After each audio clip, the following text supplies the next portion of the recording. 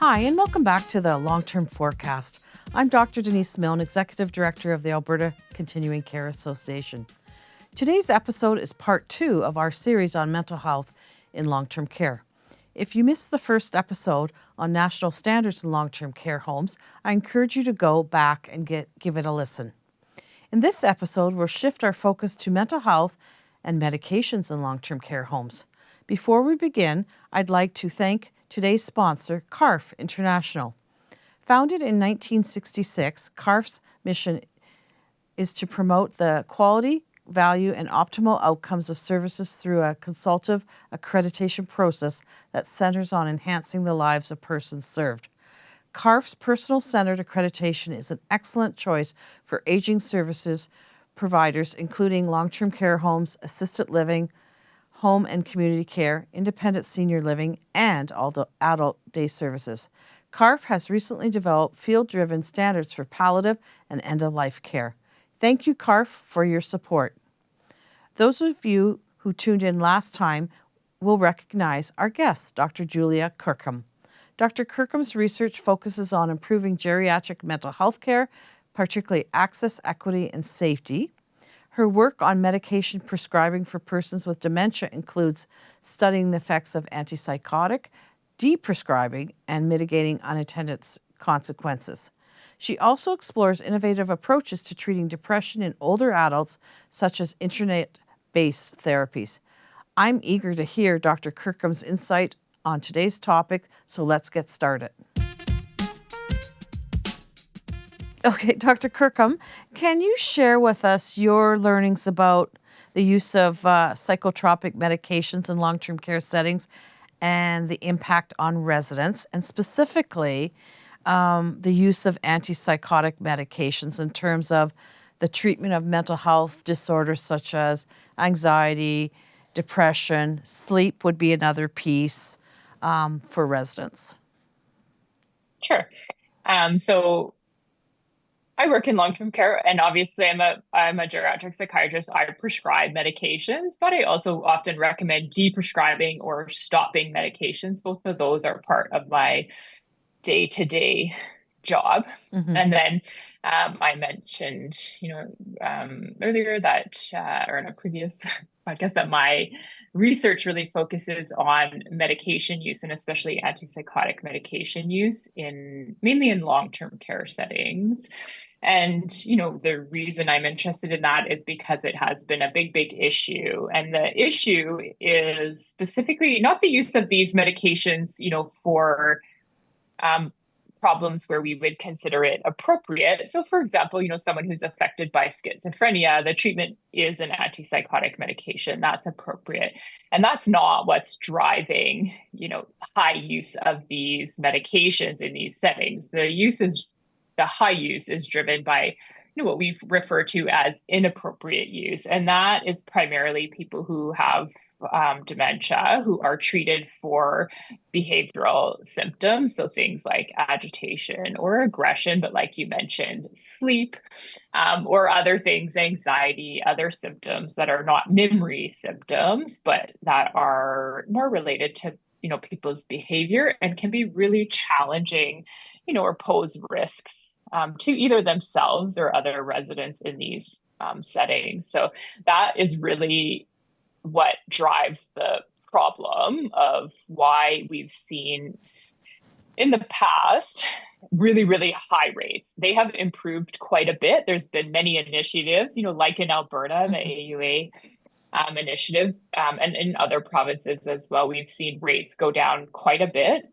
from historical rates, which in many places were over 50% of residents. Mm-hmm. But still, we know that this is, an ongoing problem that continues to need, to be addressed or need attention. I think if we took attention off of it, we would go back to, some of those high rates that we saw in the past. So there are a lot of problems with medication use. It's not just antipsychotics. We're seeing now that antidepressants are used at very, very high rates in long-term care, and other types of sedative medication. but, to summarize sort of the big problem, it's the use of these medications to treat symptoms in dementia. And, at times that is appropriate, but it's a very select situation or person, in whom that would be appropriate. And in many, many people, we see that they're used inappropriately and then excessively. So, Dr. Kirkham, just following, what you've been talking about. So, medications is one strategy in mental health, but with the looking at the continuing care and the kind of the limited resources. So, I mean, it's so wonderful to know that you're a geriatric psychiatrist, right? And that you're vested in continuing care. But there are other resources that would help and support your work with residents, support the team.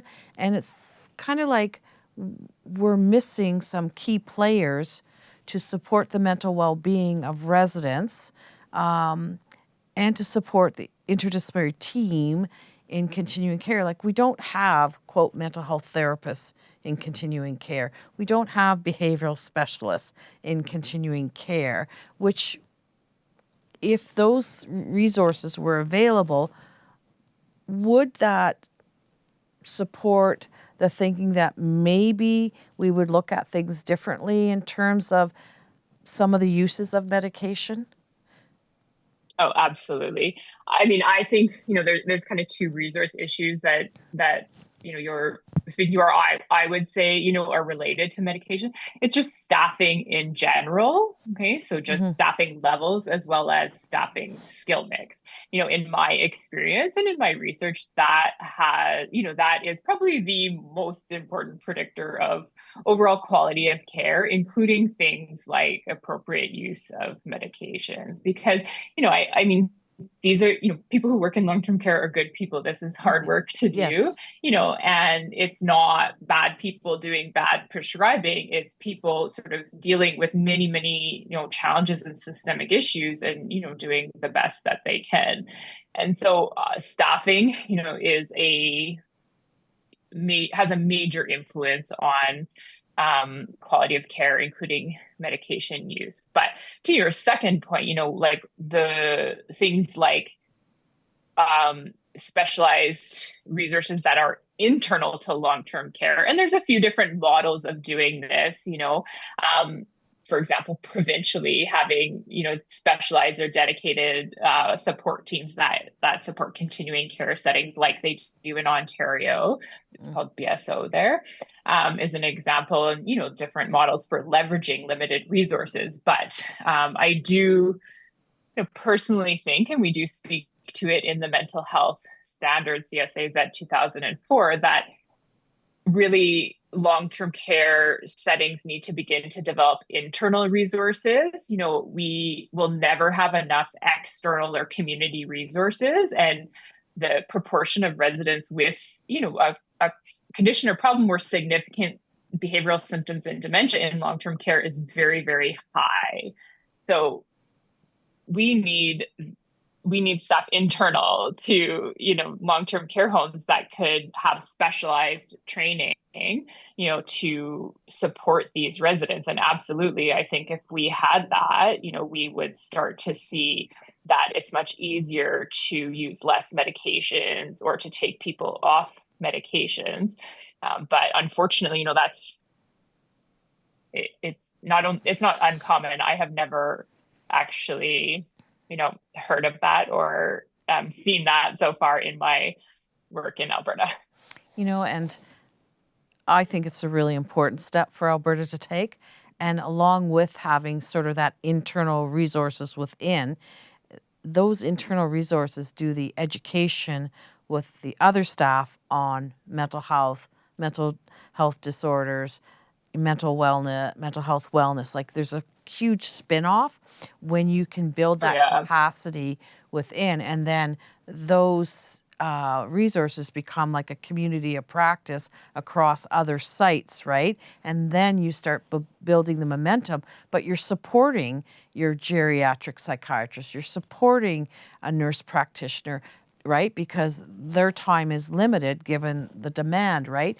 Like you can see a beautiful ripple effect that could happen if we could get monies moved in to continuing care to support mental health and addictions. Yeah, I totally agree. And I really see like people, where I have seen that type of model of care, or that kind of role embedded in long-term care. And sometimes it's like, someone who rotates between sites, or sometimes it's maybe, one person at one site. Again, there's a lot of different ways to do it, but that person really acts as a champion, and it gives a voice to mental health. They act as an advocate, and you're right, they train everyone there, so they build internal capacity. But I also see, where I've seen that work successfully, that they can really influence and change culture. And that is so important, when it comes to prioritizing mental health in these settings. How much of that is a priority really comes down in many ways to things like organizational culture and what your day-to-day care practices look like, how you embed this in your everyday, as opposed to being, kind of like something different or special for some residents. Yeah, and then the other spin-off, of course, for me, I would see that the caregivers are going to feel supported and less stress as their loved one is, going through this journey.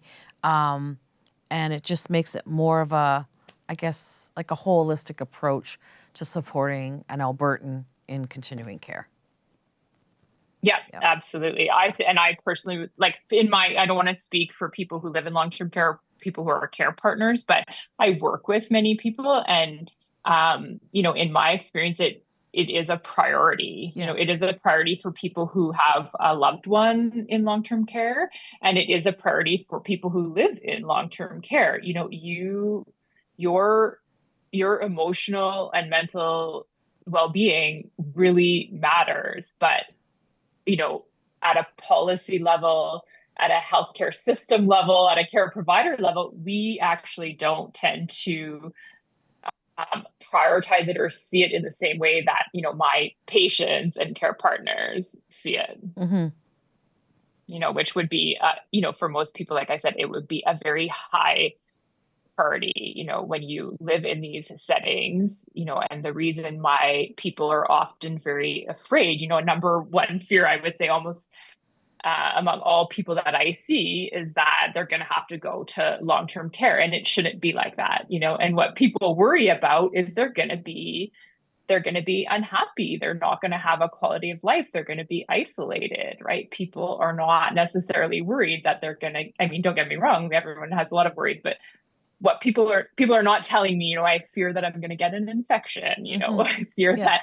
my blood pressure will be high. People are worried about things like, will I see the people I care about? Will I be miserable? Mm-hmm. And so, that's where I say, like, the priority from people who actually like live or have a loved one in these settings, for mental health is very, very high in my experience. Again, I don't want to speak for people, but this is what people tell me. And I think as a healthcare system, we don't necessarily see it the same way. I came across a stat from AgeWell 2022, and they indicated in their research that 76% of people in long-term care have a mental health diagnosis. And then I came across a position paper that you were involved with the Canadian Academy of Geriatric Psychiatry and the Canadian Coalition for Seniors' Mental Health during the pandemic. Mm-hmm. And that paper made some really critical, important points. One was mental health care is an essential medical service that must be maintained. And that older adults living in long-term care facilities have the right to mental health, medical care, social services, regardless of their age. And that was really important, right? And that along with that, there was a need for long-term care facilities to have technology and resources to support the medical care for individuals living in long-term care. And that supporting the mental health of long-term care staff was critical as well. And again, this all came out of the pandemic because the pandemic, as you know, exposed a lot of the sort of gaps in the system in continuing care. And so I'm not sure you're aware of this, but Alberta Health actually funded the Care for Staff grant in Alberta to support staff working in long-term care and their mental wellness. And we had a full year of funding for that, and we had a super uptake in Alberta, and we're hoping for version 2 in terms of staff. But then you've got the resident side that needs that support as well, right? And so, moving with these points, right, as we meet with government, and ACCA has a very good relationship with government, and we want to support the direction they're going, but we want them to also address some of the gaps that are happening. Beyond what I know about the care for staff, have any of these other points been addressed from your perspective within Alberta? Not that I'm aware of, but like I said, I'm relatively new here and there's a lot of changes happening here recently. And so I might not be up on the latest, but not that I'm aware of. I'm so happy to hear about what the ACCA is doing and that, these initiatives, for training or, excuse me, for mental health for staff with some funding that actually, makes that happen. But the short answer is I'm not aware of other provincial funding that specifically supports mental health initiatives in these settings. Okay, so I think from an ACCA perspective, this is a journey we will continue, of course, because it's part of the medical needs of an individual. And there's an opportunity to influence or shape and support operators in their delivery of care with addressing the mental health needs of their residents, right? And that the work that you're doing is actually so important because it's lifting and getting into what needs to shift or change to best meet the needs of Albertans. So I really, really appreciate that. So Dr. Kirkham, could you share with us any closing thoughts on what you believe would be most helpful that we haven't addressed already in the continuing care system? And as the pillars evolve, the continuing care pillar, along with the primary care pillar, the mental health and addictions pillar, and the acute pillar, what are your thoughts? So I think you've spoken to something really important just now. And in the bigger picture, what I think is very important is that we, stop seeing mental health and medical care as entirely separate things. Mental health they are not separate, so your mental health for everybody, but especially for people who are older, who have other conditions like dementia, who are living in long-term care, mental health is part of your medical care. Your mental health influences outcomes from, your physical health condition and vice versa. Physical health conditions can, cause or contribute to mental health problems or changes in your emotional well-being. And so, seeing these things as separate, which we tend to do culturally, but also, in terms of how we fund or divide our healthcare services is really problematic because that's not how people are. These things can't be separated like that. And so, in the big picture, what I would like to see and what I think is necessary is that we start to see these things as very closely, interrelated, and that one is integral to the other, and that they are not necessarily, these distinct entities, that one is there's an interplay between them, and that everyone has a right to good mental health, just like they have a right to good and high quality healthcare. Mm-hmm. And so I would say that I would like to see, and I think it's important that we see from a policy and healthcare system level that that change and that shift in how we think about it is also reflected in how we organize and fund our healthcare services. Mm-hmm. I absolutely agree with you. And so I don't think this will be the last time you've talked with us at ACCA, by the way, just to let you know happy that. to return. Thank you. And again, thanks for the work ACCA is doing. This kind of advocacy and awareness raising and, pushing for change continuously is so important. We cannot let up because, this will quickly fall to the back burner like it has in the past. Yes, absolutely. So, Dr. Kirkham, thank you for joining us for this important series on mental health and long-term care. Your dedication to advancing care in the field makes a tremendous difference, and we're so glad and grateful that you are doing this work and that you joined us. And again, this is not the last you'll see of us. To our listeners, we'd love to hear from you. Leave us a review. Let us know what topics you'd like us to cover in the future episodes. Thank you for tuning in to the Long-Term Forecast. We'll see you next time.